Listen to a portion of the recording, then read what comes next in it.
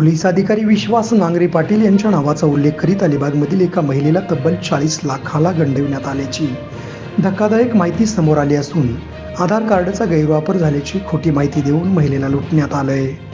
गेल्या काही वर्षात बँकेतील अधिकारी कस्टमर केअर LIC आधार कार्ड केंद्र आणि लकी ड्रॉ काउंटर्समधून बोलतोय असं सांगून सर्वसामान्यांना गंडा घालण्याचे प्रकार वाढलेत। त्यानंतर सध्याच्या डिजिटल युगात UPI पेमेंट आणि ऑनलाईन बँकिंगच्या माध्यमातून लोकांची मोठ्या प्रमाणात फसवणूक होताना दिसते आहे। मात्र आता पोलिसांच्याच नावाने लोकांना लुटण्याचे प्रकार होत आहेत। पोलीस अधिकारी विश्वास नांगरे पाटील यांच्या नावाने फसवणूक झाल्यामुळे पोलीस खात्यामध्ये खळबळ उडाली आहे। विशेष म्हणजे ग्रुप कॉलवर पोलीस अधिकारी दीक्षित मॅडम आणि विश्वास नांगरे पाटील बोलत असल्याचं सांगून महिलेचा विश्वास अज्ञात व्यक्तीने संपादित केल्यामुळे पीडित महिलेने त्यावर विश्वास ठेवला आहे। महिलेला आपली फसवणूक लक्षात आल्याचं येताच तिने पोलीस स्टेशन गाठून घडलेला प्रकार सांगितला आहे। यानंतर पोलिसांनी घटनेचं गांभीर्य लक्षात घेत सायबर क्राईम अंतर्गत गुन्हा दाखल केला असून पुढील तपास पोलीस करत आहेत।